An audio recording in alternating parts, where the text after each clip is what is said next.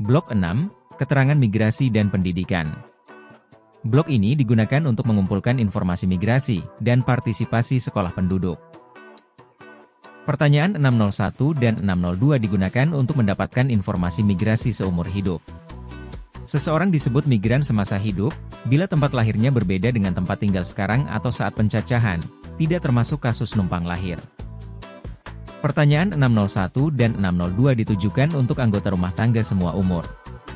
Tempat lahir pada pertanyaan 601 dan 602 adalah provinsi atau negara dan kabupaten atau kota tempat tinggal ibu anggota rumah tangga pada saat melahirkan anggota rumah tangga tersebut. Pertanyaan 603 dan 604 digunakan untuk mendapatkan informasi migrasi resen 5 tahun yang lalu. Seseorang disebut migran resen bila tempat tinggal 5 tahun yang lalu berbeda dengan tempat tinggalnya sekarang atau saat pencacahan.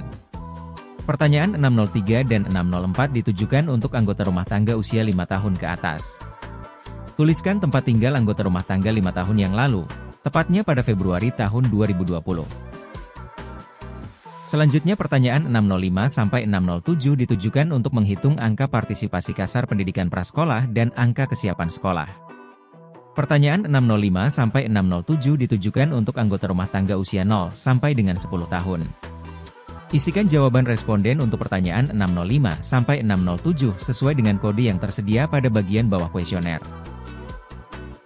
Pertanyaan 607 ditujukan untuk mengumpulkan informasi, apakah anak-anak yang tidak atau belum pernah mengikuti pendidikan prasekolah ini mengikuti kursus. Di mana kursus ini dikelompokkan menjadi kursus terkait mengembangkan kemampuan calistung yang umumnya untuk menyiapkan anak-anak siap masuk pendidikan jenjang SD, atau kursus lain yang tidak terkait calistung.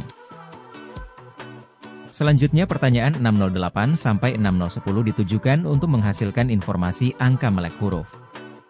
Dapat membaca dan menulis yang dimaksud adalah jika seseorang dapat membaca dan menulis kalimat sederhana dalam huruf Latin, huruf Arab, atau huruf lainnya. Yang dimaksud kalimat sederhana adalah kalimat yang mengandung kata-kata yang umum dipakai dalam kehidupan sehari-hari, dan setidaknya mengandung subjek dan predikat, misalnya, saya sudah makan. Sehingga seseorang misalnya dapat menulis kalimat, saya sudah makan, dalam huruf Arab dan dia juga dapat membaca kalimat, saya sudah makan, dalam huruf Arab, maka responden disebut dapat membaca dan menulis huruf Arab. Pertanyaan pada blok 6 selanjutnya yaitu 611 sampai dengan 615, ditujukan untuk anggota rumah tangga usia 5 tahun ke atas. Pertanyaan ini ditujukan untuk memperoleh informasi partisipasi sekolah penduduk, rata-rata lama sekolah, dan jenjang pendidikan tertinggi yang ditamatkan. Seseorang dikatakan bersekolah apabila seseorang terdaftar dan aktif mengikuti proses belajar, baik di suatu jenjang pendidikan formal maupun non-formal yaitu program kesetaraan paket A atau B atau C. Pertanyaan 611 sampai dengan 615 ini harap ditanyakan berurut sesuai pertanyaan di kuesioner. Petugas tidak diperbolehkan untuk meringkas pertanyaan dengan hanya menanyakan ijazah responden saja. Beberapa penjelasan terkait pertanyaan partisipasi sekolah diantaranya adalah: pada pertanyaan 611, apabila misalnya responden sementara tidak kuliah karena cuti kuliah, maka responden tersebut masih dikatakan terdaftar dan aktif sedang bersekolah. Pada pertanyaan 613, apabila seseorang yang sedang bersekolah, terdaftar dan aktif, di dua sekolah pada jenjang pendidikan yang sama, maka dicatat pada salah satu sekolah saja tergantung jawaban responden mana yang lebih diutamakan. Apabila seseorang sedang bersekolah, terdaftar dan aktif, di dua, atau lebih, jenjang pendidikan yang berbeda, maka pilih kode yang lebih besar atau jenjang pendidikan yang paling tinggi. Penjelasan terkait kelas tertinggi yang sedang atau pernah diduduki, pada slide berikut, ditujukan untuk menghitung rata-rata lama sekolah penduduk. Mohon petugas menanyakan dengan cermat, dan menuliskan jawaban responde sesuai kode yang tersedia pada kuesioner. Pada pertanyaan 615 terkait ijazah STTB tertinggi yang dimiliki, apabila ijazah atau STTB-nya hilang, atau terbakar, atau masih ditahan karena belum menyelesaikan administrasi maka dianggap memiliki ijazah tersebut. Pertanyaan 616 sampai dengan 618 ditanyakan kepada anggota rumah tangga usia 5 sampai 24 tahun yang masih bersekolah atau pada pertanyaan 611 terisi kode 2. Pertanyaan ini ditujukan untuk mengetahui informasi kebiasaan sarapan siswa, uang saku, dan pengalaman siswa memperoleh program makanan tambahan di sekolah, baik dari program makanan bergizi gratis oleh pemerintah yang dilaksanakan per Januari 2025, maupun dari program makanan tambahan lainnya, baik yang bersumber dari pemerintah maupun non-pemerintah. Sarapan atau makan pagi yang dimaksud bukan hanya makanan berat, bisa sesuai dengan kebiasaan sarapan atau makan pagi responden di masing-masing daerah, seperti pisang, ubi, susu, atau makanan ringan yang berfungsi untuk menyiapkan energi dari asupan sebelum kegiatan belajar mengajar dimulai. Terkait pertanyaan 618, tanyakan apakah dalam setahun terakhir, responden pernah mendapatkan program makanan tambahan di sekolah, baik yang bersumber dari pemerintah maupun non-pemerintah.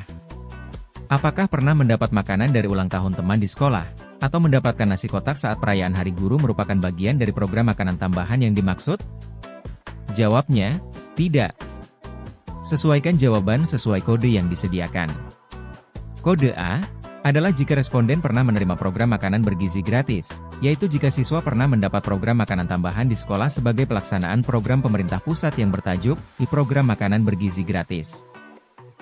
Program ini dilaksanakan sejak Januari 2025. Kode B adalah jika responden pernah menerima program makanan tambahan lain di luar yang namanya program makanan bergizi gratis. Selanjutnya, untuk pertanyaan 619-620, masih ditujukan untuk anggota rumah tangga usia 5-24 tahun yang masih bersekolah atau tidak bersekolah lagi. Jawaban pertanyaan 611 berkode 2 atau 3. Pertanyaan ini digunakan untuk mendapatkan informasi penerimaan PIP dan kepemilikan KIP. Pertanyaan 621-623 ditujukan untuk anggota rumah tangga usia 5-24 tahun yang masih bersekolah atau tidak bersekolah lagi. Jawaban pertanyaan 611 berkode 2 atau 3. Pertanyaan 621 bertujuan untuk memperoleh informasi tentang status keberlanjutan sekolah responden.